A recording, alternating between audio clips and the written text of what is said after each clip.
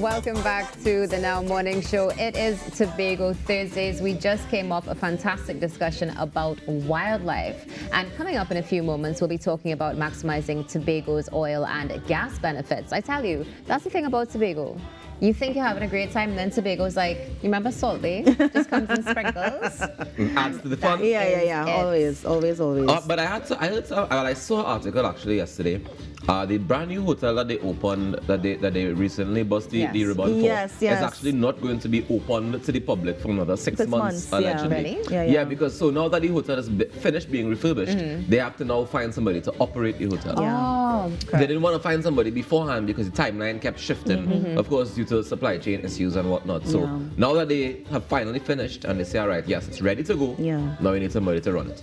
You know, it's interesting that you mentioned that, because thinking about what happened with Tobago Carnival and now looking forward to jazz, those extra rooms are definitely going to be needed. It's definitely not going to be ready by I was just jazz. about to say it's not going to be ready for. It's not going to be ready for jazz. Not going to be ready. The RFP went out, I think it was yesterday. So now that the RFP went out yesterday, we can say it'll take at least a month for them to get people and to go through the whole list of things and then the then have procedure. to walk on the site and see stuff or whatever. Yeah. I think one of the positive things coming out of it, though, was that the chief secretary is saying that the hotel is ready. Yeah. Everything is there, the equipment is in, the kitchen is ready, everything is ready. That's also part of my concern. But they need somebody to operate it now. That's also part of my concern, because everything is ready, but it's going to sit there for another 6 months. In 6 months, it's not going to be as ready as it is now. And we are saying 6 months. Is it going to be 6 months? Are we going to be able to get somebody to operate it within 6 months if the RFPs just went out? So we look forward to see if I can find that RFP. So maybe, hopefully, by the the next Tobago Carnival, if they are having one in October, then that might be ready for the Tobago Carnival. Well, they ideally want to be able to have it ready, not for jazz, but for before Tobago Carnival, for that August period, July, August when vacation. people come in, yes. That's definitely a peak point in Tobago. Great fete weekend, great race time. All of that kind of time. And great fetes. What are they doing? Tobago Jazz, and then we have Redemption Concert with Boujou, and then we have great fetes and great race. Oh my gosh, 2023 is. And what about nice? You're outside. You're outside this year again. Make sure and book your ticket now. Take what I'm No. I realize you done. I think Natasha inside. I think she's inside. I'm not going through what I went Are you booking the next one now? No. Oh, I was like, geez, Tash. After Tobago Carnival, I'm never going through that again. If it's 6 months ahead, I'm booking 6 months in advance. 100%. You know what sucks is that you can't do that on a boat. Yeah. Like you can't book so far in advance. Not so far in advance. Okay. Because the schedule doesn't come out until like about a month before. Okay. So you can only book when the schedule comes out. So you're going to be sitting down, you're just refreshing, looking at that. That was me. Really? Oh, you mean? I sit down refreshing because I want to carry my car over. Exactly. I can't carry that on the plane. Yeah. So I have to keep refreshing. You can rent a car, I know. Because even when nobody has to even when we went across for Tobago Carnival, and people were renting cars, almost all the companies we called, no, sorry. Everybody, exactly. We were lucky enough, but it was coming down to the wire where every single rental company we called, no, sorry, no more cars. No, sorry, no more cars. And I'm like, okay, so when is the next available car? Well, not until next Tuesday. And so people were there until Monday as well. So it's crazy. That's why sometimes I'll stay in Crown Point and I'll walk wherever I need to. That's another option. Until it's time to go Scarborough. Well, I'll take a taxi. Or Palatouvier or something. Let's not even talk. Coming up now, as we talk about, of course, Tobago Thursdays, we're going to be talking about maximizing Tobago's oil and gas benefits. Joining us this morning is Mr. Rodney Piggott, the Director of Civilnet. Good morning, Mr. Piggott. And good morning to the Now Morning Show crew. How are you doing this morning? I'm doing good. So sorry that we could not get the Zoom going for some reason. So there's the picture of me. So you can't see the yampy in my eye this morning. Oh, well. Everything happens. Everything happens for a reason. Well, thank you so much for joining us this morning. We appreciate it. I'm really interested about this discussion that's coming up on the 8th of March about maximizing these oil and gas benefits for Tobago in particular. Tell us something, Mr. Piggott. What influenced this conversation at this particular time? Well, what really spurred this is the Dragon Field deal that just recently got where Trinidad and Tobago got permission from the United States to now re-engage Venezuela in this deal. And so as you hear in the space, there's a lot of talk around energy at this time, a lot of talk about it. And a lot of people do not understand what's really going on, right? Because the layperson is not really that versed in energy other than tea and tech. You're out again, the current gone, or you go to the gas station, you fill up gas prices going up. That is about the extent of the layperson's understanding of anything about energy.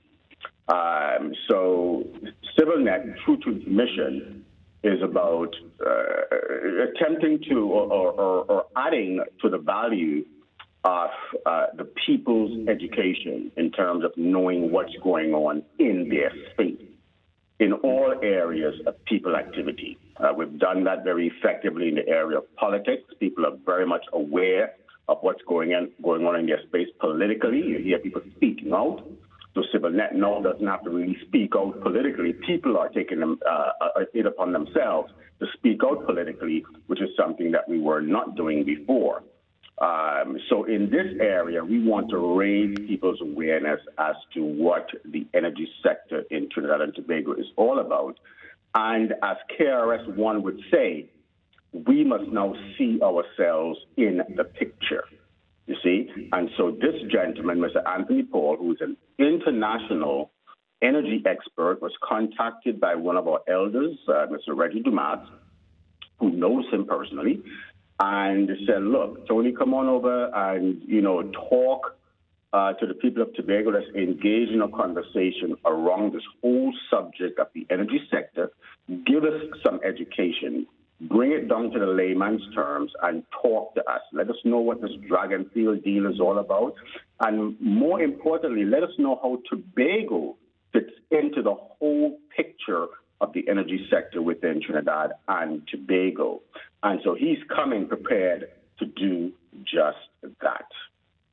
This is a very interesting conversation, specifically as you mentioned Tobago, because of course, yes, we are a twin island republic, but many times even when you see, of course, international media or international investors speak of oil, the first thing we really speak about is Trinidad. And of course, as you would have mentioned with the Dragon gas field, the fact that we are in such close proximity to Venezuela. So looking forward to this conversation, tell me something, Mr. Piggott. This conversation, is it open to all ages? Is it something that's going to be friendly for, let's say, school children as well as your average working person? Very good. I'm glad you asked that question. You are a very astute person. One of the things that Civilnet and the elders in particular are keen about and are making a very conscious effort to do is to ensure that a lot of our school children come out to this lecture, particularly those in sixth form and above. We want to make sure that our young people are given this sort of indoctrination and get this kind of information. And who knows what may come out of that? We may get some young people that a spark might light inside of them. And this may be a field where many of them may say, hey, that sounds interesting. Let me find out some more about that. And it could be a career path for many persons. So, yes, to answer your question, yes, this is something that we're very keen on. We are sending out invites to several of the schools, over 7 schools here in Tobago. Their principals, we've targeted them. Dr. Evelyn McKenzie herself has made sure she targeted individuals and encouraged them to bring the sixth formers out. So, yes, we want the young people in the space. We've made a special invite to the All Fisherfolk Tobago Association, the president, Mr. Curtis Douglas. He has accepted that invite to come on out because we want the fisherfolk in the place, because when it comes to the drilling of oil, the fisherfolk in Tobago has been abused, and no one has been listening to their voices about how the drilling, interferes with the fishing, either mashing up their nets or, the lights or so forth may polarize the fishes to one area and so forth. And so this really has been causing a havoc to our fisherfolk here in Tobago, and no one has been listening to them. So Mr. Anthony Paul said in particular he wants the fisherfolk to make sure they come on out so that he can address some of their concerns. Now, one of the things that Anthony really wants to point out to Tobago is he wants to establish how the energy sector of Trinidad and Tobago has not been managed in ways that can leverage Tobago's unique characteristics for the benefit of Tobagonians. So this is going to be a very educational, what we call a public discussion. We don't want to put it as a lecture. It's going to be a public discussion where we'll have a very extended question and answer period. People can have their concerns addressed and so forth. And he really wants to engage the people of Tobago. So yes, it is for everybody in Tobago that has an interest in learning and knowing, raising their consciousness, raising their awareness around the area of energy in Trinidad and Tobago. From what you shared with us this morning, Mr. Piggott, it's going to be a profound public discussion and a necessary one as well, as you just mentioned, with the fishermen. Again, something that many times just goes by the wayside when we get into the discussion of oil and gas. And of course, one of the first things that comes to the mind is finances, our economy, but we don't always think about the environment. Now, you mentioned that this is going to be, of course, it's going to be in person at the library, but if I'm not mistaken, this is also available online, is it not? Yes, this is going to be live broadcasted by our Tobago Channel 5. It will be on their channel, their TV station, and they will also be live streaming it to their Facebook page. So for those persons who cannot make it out to the Scarborough Library and Mitchell Gift Auditorium on March 8th, that's next Wednesday at 5 p.m., they can sit back in the comfort of their home and view it on television or on Facebook, the Tobago Channel 5 Facebook page. Wonderful. Well, Mr. Piggott, is there anything that you would like to share with us before we wrap our conversation this morning? For more info, they can contact me at 323-1958, 323-1958. And as our late brother King Kabasi would say, get your book and pen. So come out with your book and your pen because class is in session. Come prepared to take notes and learn. This carnival is over.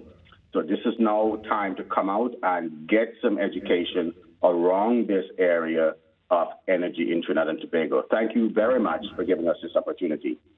Thank you so much for being with us this morning, Mr. Piggott. Enjoy the rest of your day. Trinidad and Tobago, that was Rodney Piggott, the director of Civilnet. Stay tuned. There's more coming up on the Now Morning Show.